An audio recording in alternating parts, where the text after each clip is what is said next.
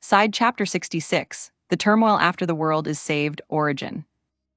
It had been half a year since the global incident in Origin known as the Avalon conflict occurred, and the new year had passed.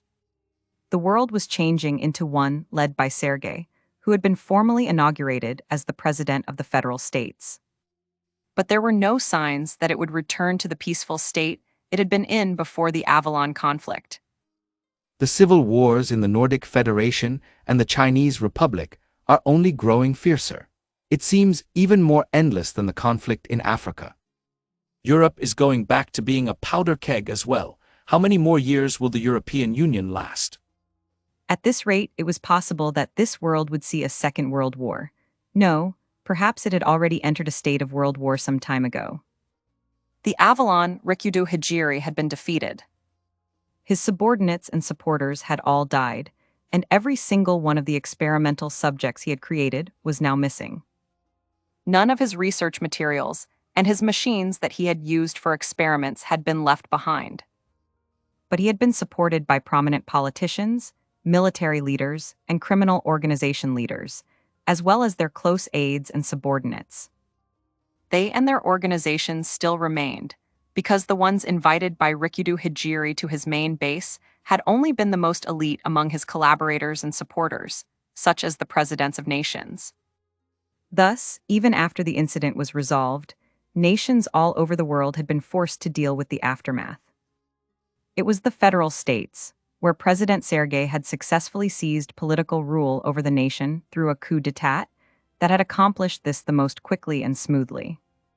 Without any hesitation to take heavy-handed measures, he had purged the political and business circles of the federal states, as well as the nation's intelligence agency, of those who had cooperated with Rikudo, having them arrested one after another.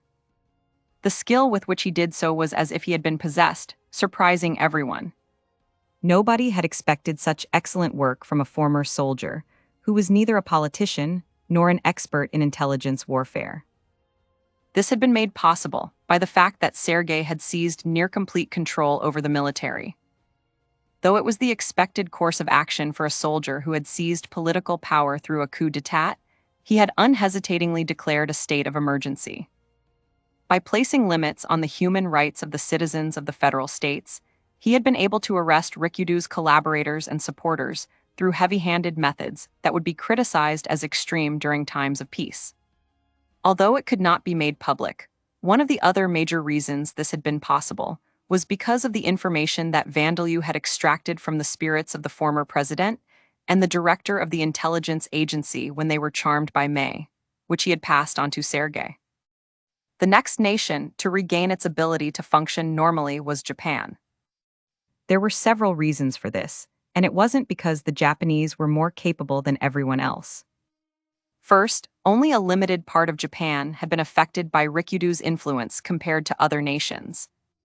In origin, no Second World War had taken place in the 20th century, but even so, the Prime Minister and the cabinet ministers of 21st century Japan did not have as much political influence as those in the federal states or Europe. And because many of the bravers had been born in Japan, gathering large numbers of collaborators and supporters from Japan would have increased the risk of Rikudo's plans becoming discovered. Wary of that risk, Rikudo had only recruited a few lawmakers from the ruling and opposing parties, as well as the upper ranks of the police, the judicial system, the medical field, and governmental organizations. That alone had created a very serious situation, but there were other countries whose entire intelligence agencies had been taken over by Rikudo. Compared to them, Japan had gotten off lightly.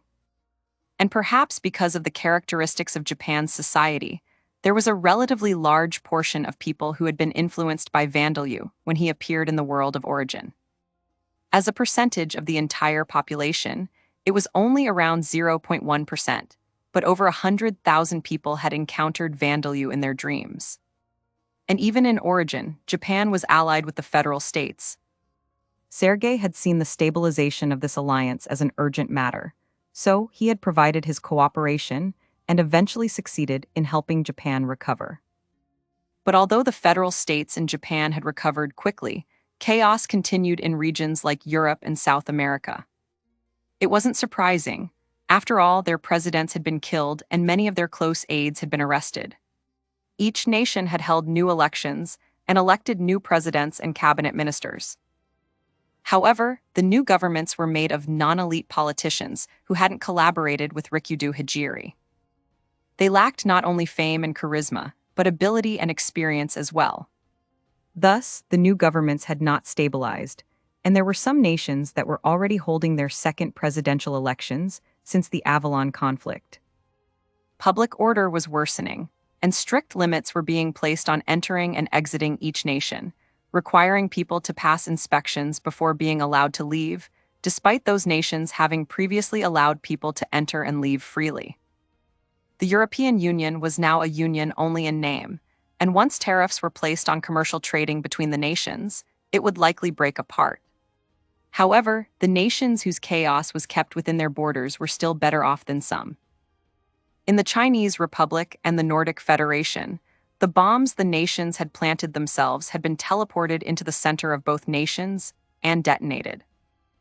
This had resulted in continuous fighting even after the Avalon conflict, and these had developed from civil wars into regional conflicts.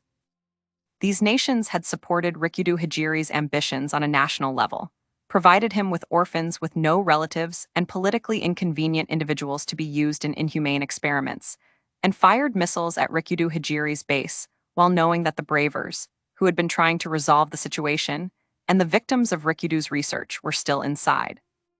All of that had become publicly known, drawing a barrage of international criticism, though it could be presumed that the criticism from European and African nations had the purpose of diverting attention away from their own failures. Having been criticized by the whole world, the Chinese Republic and Nordic Federation had each discussed what steps they needed to take after replacing the individuals who had been lost to rebuild their governments. That was likely one of the strengths of socialism and communism, the ability to decide the nation's leadership without elections. However, the governments in both nations had grown weaker. If one thought that they could ignore the international criticism and come out unscathed, they would be wrong. And both nations had provided vast aid to Rikudo Hijiri's research into the death attribute. It wasn't just that they had provided the capital funding, the research facilities, and the humans to be used in experiments. They had also provided the personnel, such as researchers, workers, and security guards, as well as many other benefits. All of that had become nothing but debt due to Rikudo's betrayal. The actions they had taken after Rikudo's betrayal became clear had also been poor decisions. Nobody could blame them for falling into a state of chaos due to Vandalu's descent upon origin, but they had repeatedly fired missiles, which had only served to increase the amount of damage inflicted back onto the nations in return. Despite all of that, the new top-level leaders refused to give up their positions of power. The second and third most powerful individuals in the nations were trying to use this opportunity to topple the new leaders and seize power themselves. There were ethnic groups that were making a move to seize the chance to declare independence. As a result, the Chinese Republic and Nordic Federation were breaking apart, and conflict had risen in both nations. The bravers had worked hard.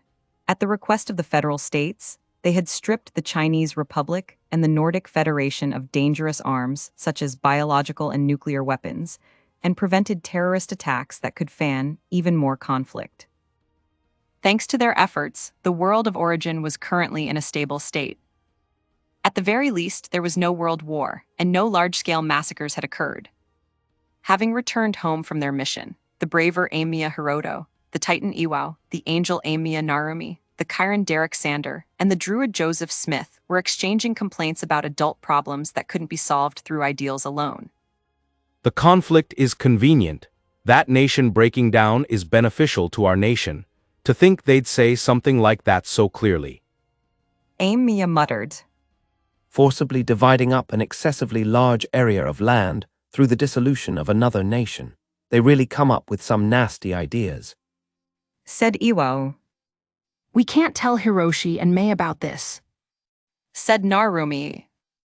Well, we can't exactly tell the federal states to suppress it with their military might, and I know there isn't much we can do, considering that international organizations have lost their power. Said Derek. But I really would like to avoid going to the Chinese Republic and the Nordic Federation right now. Joseph remarked. How about we just broadcast the footage from when Vandalu's soul descended in the Nordic Federation and the Chinese Republic? Said Iwo. We'd have to take over a television station to do it, though. As unfortunate as it is, Iwao, the Chinese Republic and Nordic Federation have almost perfect information censorship. The moment we begin broadcasting footage of Vandalu's soul from back then, the police and army would come at us like an avalanche. Said Amamiya. Vandalu's soul had descended upon Origin in order to protect the outside world from Archavalon's magic, and to protect his allies from the Chinese Republic and Nordic Federation's attempts at retaliation against Rikudo for his betrayal. Many had already seen its grotesque form, but the majority of the people in the Chinese Republic and Nordic Federation, which had strict information censorship, had not. Thus, there were very few people who had been influenced by Vandalu in those two nations. And Vandalu was magnanimous. From the perspective of Amamiya and the others, he was practically a philanthropist. But he wouldn't go so far as to stop people that were unrelated to him or his companions from killing each other. Even if civil war raged on in the Chinese Republic and the Nordic Federation, Vandalu simply perceived it as people he had never even met killing each other. And even President Sergei, the most famous worshipper of Vandalu in Origin, prioritized the interests of his own nation, then those of its allied nations. Thus, putting more people under Vandalu's influence, under the effects of his guidance, would lead to the Chinese Republic and Nordic Federation being saved. But it seemed that none of the leaders of the separatist groups of either nation were the kind of people who could be guided by Vandalu. Like on Earth, the Chinese and Nordic people hate religion after all. Said Amamiya. Amamiya, that seems to be true of the Nordic nations in this world, but I am certain that Earth's Russia had a religion called the Russian Orthodox Church. Said Joseph. Is that right? Said Amamiya. It seems that we can't rely on our knowledge from when we were on Earth anymore. Said Narumi. And I want to make it clear that even if we increase the number of people under Vandalu's influence, it doesn't mean that Vandalu is going to save them directly. Those who are guided save themselves as a result of their own efforts. Said Joseph. Indeed, Vandalu had not directly intervened in the world of Origin ever since the Avalon conflict. People were simply guided by him after seeing him in dreams or seeing images of his soul. However, those who were guided received the effects of his guidance, despite there being no status system in this world. No, because statuses didn't exist, there were no words and numbers with which one could clearly see the guidance's effects, but it could be said that the people of Origin received broader effects from it than the people of Lambda. Some stranger examples of this included improved eyesight, improved immunity against diseases, and the ability to survive extreme situations with nothing other than one's survival instincts. Joseph, that's what we're counting on. If there are more people in the Chinese Republic and Nordic Federation under the effects of Vandalu's influence, I'm sure they would work with one another to end the civil wars. Said Amamiya. They weren't hoping that Vandalu would intervene directly. People who had been affected by Vandalu's influence had a strong tendency to feel a sense of kinship with one another, even if they were from different countries, of different ethnicities, or had different religious beliefs. Even if such people didn't become a majority, once they reached a certain number, they would hold a significant amount of power. And it was impossible to expect the Bravers to do something about the situation on their own, without relying on Vandalu at all.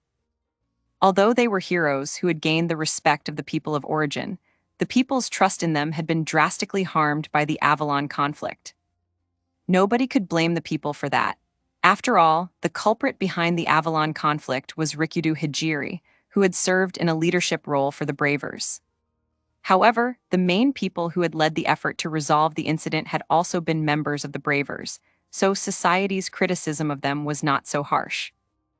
This was due to the fact that the presidents of nations all over the world and their close aides had collaborated with Rikudu, and also because there were easier targets to blame and villainize: the Chinese Republic and Nordic Federation.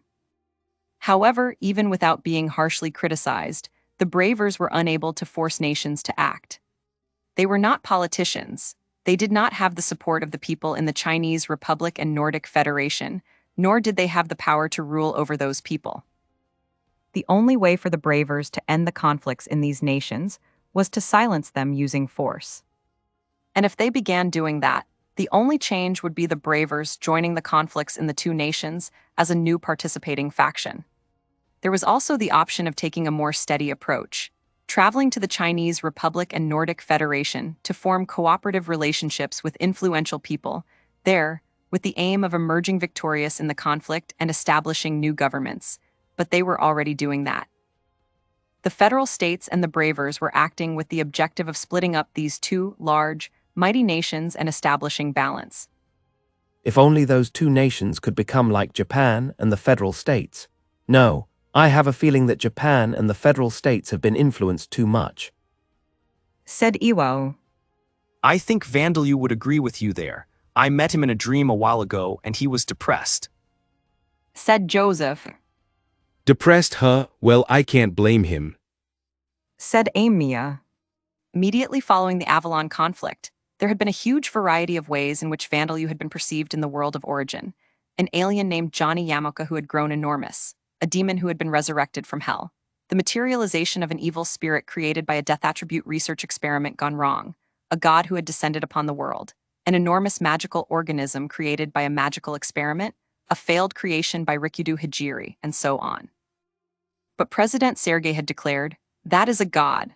And after it became clear that Vandalyu had protected the world, people had started perceiving him as a god who had descended upon the world. What came after that was controversial debates among the leaders of already existing religions in origin regarding how they should treat Vandalyu. One might wonder why they would be discussing such a thing when the world was in a state of great turmoil, but that turmoil was a problem to be dealt with by politicians and corporations. Religious leaders had religious problems to deal with. There were fans of the Eighth Guidance who claimed that Vandalyu was the divine form of the undead, who had saved Pluto and the others, a claim that was exceedingly close to the truth. These fans were a group that had been considered a cult that supported terrorists by politicians and leaders of already existing religions. Now they were gathering power as a large religion known as the Eighth Guidance Faith, or the Eighth Faith for short. The most famous of its members was President Sergei. All of the important people in his administration had been guided by Vandalyu, and when he rebuilt the nation's intelligence agency, prior experience of meeting a god in a dream had been a hiring condition for applicants. His eventual goal was to convert all of humanity to the Eighth Faith, and he had used heavy-handed methods towards that as well, creating various facilities in the federal states with statues, monuments, and artworks dedicated to Vandalyu and Pluto. He was also trying to plan theme parks, movies, and an anime series with the Eighth Faith as their theme, though it seemed that there were a significant number of people who opposed such forceful measures. Other religions' interpretation of Vandalyu included him being a descended angel, a reincarnated god, and so on. But it seemed that they were struggling to interpret him under the framework of their already existing scriptures. It was likely that they would have liked to ignore him if possible, but given that there was clear footage of him, and he was still appearing in people's dreams even now, it seemed that they were unable to deny the existence of a god who granted his divine protection to the people. Buddhism had already given up on trying to incorporate him into the religion, and stated that he was a neighbor who had flown to the planet from somewhere in outer space. And currently, there were researchers who studied folklore, religion, and the occult who tied Vandalyu to various legends, and presented their conclusions in an amusing way on TV, in magazines, and on the internet. Vandalyu was aware of all of this, and nobody could blame him for being depressed, and it was mainly Sergei's fault. If he really disliked all of this that much, he could simply stop guiding people, stop inviting them into dreams, to stop granting them his divine protection, but there was, in fact, nothing that could be done regarding his guidance. People were guided of their own accord when they saw the recorded footage of Vandalyu's form, or came across the teachings of the Eighth Faith. Vandalyu wasn't consciously guiding them because he wanted to. He wasn't deliberately inviting people into his dreams, either. He simply happened to encounter people who were on the same wavelength as him. However, he did not turn them away when he encountered them. He listened to what they had to say and spent time with them, and if he got along with them and liked them, he would give them his divine protection as a gift, so one could say that he had brought this upon himself. Vandalyu had become a part of the god of Origin. It was impossible for him to give up on Origin's people. What has everyone gathered to complain about their missions? Said the Sandman Yaudu, walking over with a newspaper in one hand. Complain, yes, they're complaints. When will peace come? There's no end in sight. Said Amamiya. No end in sight, that's always been the case, hasn't it? Yaudu looked surprised. The conflict never ends, disasters have happened, and terrorist attacks have been planned and carried out. Nothing's changed between before and now. Because Rikudo and his guys are gone now, it's easier for things like that to surface. Yaudu said. That's true. Said Amamiya. Yaudu's words opened Amamiya Hiroto's eyes. Indeed, there had never been complete peace in this world, even before Amamiya and the others were reincarnated here. Wars, crimes, and disasters had always happened. It was true that nations and criminal organizations had less unity now, that their and Rikudo Hijiri's common goal of immortality and creating a new world had collapsed, causing chaos. But that was all. I've always thought that this world is in a terrible state because of Rikudo, because of us reincarnated individuals. But maybe I shouldn't get so worked up about it, Amamiya thought. Rikudo Hijiri and his subordinates like Moriya had been reincarnated individuals and members of the Bravers, just like Amamiya and his companions. That was why Amamiya had felt some responsibility for what Rikudo had done. But with Yaudu's words, Amamiya had realized that perhaps he didn't need to brood over it so much. What is it, Amamiya? Have you decided to aim for world peace, create a neo-United Nations? Yaudu said. Yaudu, the current United Nations still exists without the Neo. Derek pointed out. Though it doesn't feel like it has much presence. He added. And besides, it will be problematic if things don't return to the level of peace we had before, if things don't calm down. Otherwise, we won't be able to see Hiroshi and Mei for a long time. Said Narumi. You guys have that problem to worry about too, sorry. Said Yaudu. The Bravers were currently operating with their headquarters in the federal states. Naturally, there were those who criticized the fact that the federal states had so much influence on the Bravers. However, because the United Nations' presence had grown weaker, and they had much less influence themselves, the current situation of there being no nations that could raise complaints against the federal states had continued for some time. That's right, we need to do this for Hiroshi and Mei. We need to make this world a place where the people who were turned into experimental subjects by Rikudo can live. Said Amamiya. Dear, had you forgotten that? Said Narumi accusingly. And no, I was just renewing my determination. Amamiya said hastily. This isn't even surprising, but it's possible that it's more comfortable for them to live over there. Especially for the people who were turned into experimental subjects. I can't see them returning to a world without Vandalyu in it. Said Joseph, continuing the conversation while ignoring the sudden quarrel between husband and wife. You're right, there might not be any internet, television, or video games over there, but Vandalyu's there. He even made a theme park for Mei and Hiroshi, and he might still be making all kinds of other things. Said Amamiya. Mari and her friends, Bakker, Yukijoro, and Gabriel, probably won't be coming back at least. Said Derek. And in this world, there are still guys who are after Mei and everyone else. Said Amamiya. Yes, there's no end to them, no matter how many we catch. Said Narumi. Even after the Avalon conflict, there was no end to the criminal organizations who wished to acquire the death attribute. There were those who knew that there was one successful example, Arch Avalon, despite this information not having been made public. Those people lurked in the shadows of society, seeking immortality and a power great enough to destroy all of humanity.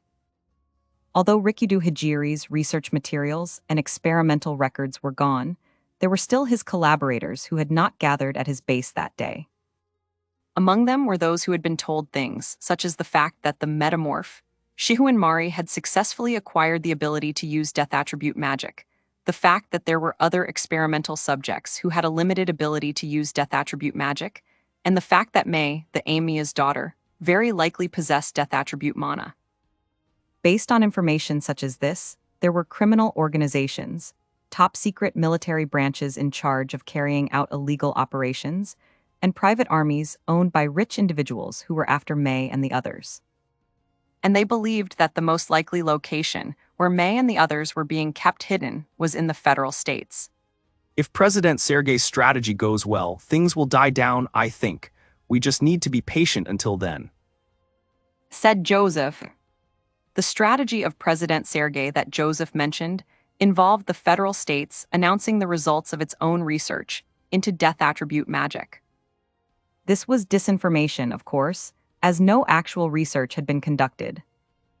Reincarnation carried out by death attribute magic has a failure rate of over 90%, and even in the event of a successful reincarnation, the mind of the subject is altered to the point that they turn into an uncontrollable monster.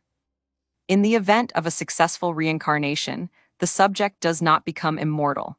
They completely turn into an undead within a short period of time.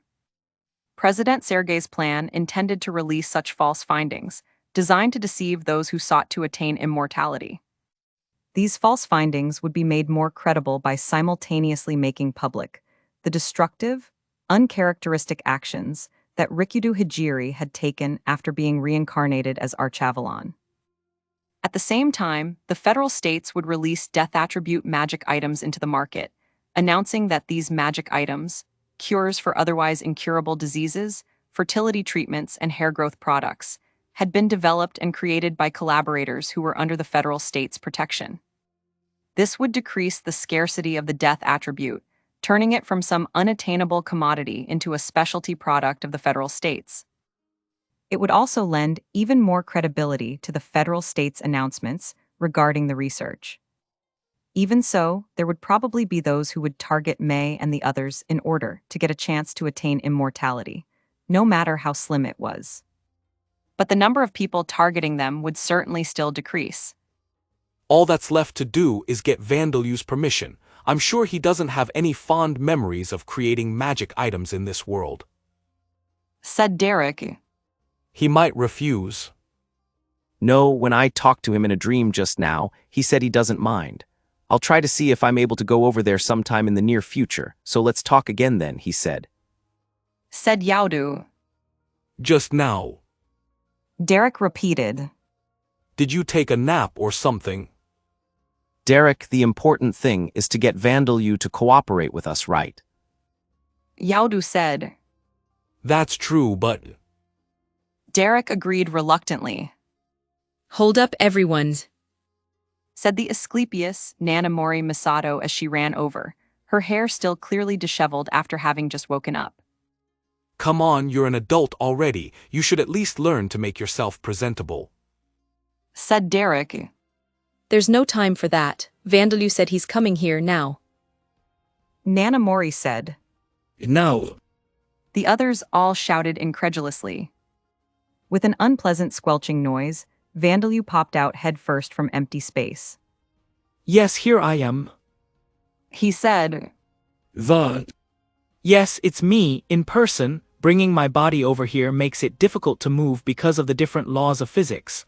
I feel like it's harder to speak properly, too. He said with just the upper half of his body protruding from empty space. Amamiya and the others stood there, frozen in shock. I've defeated Rikido once more in my world, for good this time, but a lot has happened after that, so I'm currently trying to set up split entities of myself in this world, so that I can go between the worlds more easily. Vandalu continued. That would make it easier for Mekun and Hiroshi to see their parents more often, and it would also allow me to directly protest against Sergei for what he's done. Sorry, but this is still quite rough on me, so I'm going back for now. Wait a second, just what in the world has happened over there? Shouted Amamiya. I'll explain when I see Yaldu or Joseph or someone in our dreams again, so ask them later. And please give this to Sergei and his friends. Said Vandalyu, producing something resembling a crystal in his hand and dropping it. Also, Mekun and Hiroshi have made friends and are doing just fine. He added. And with that, he vanished into thin air once more.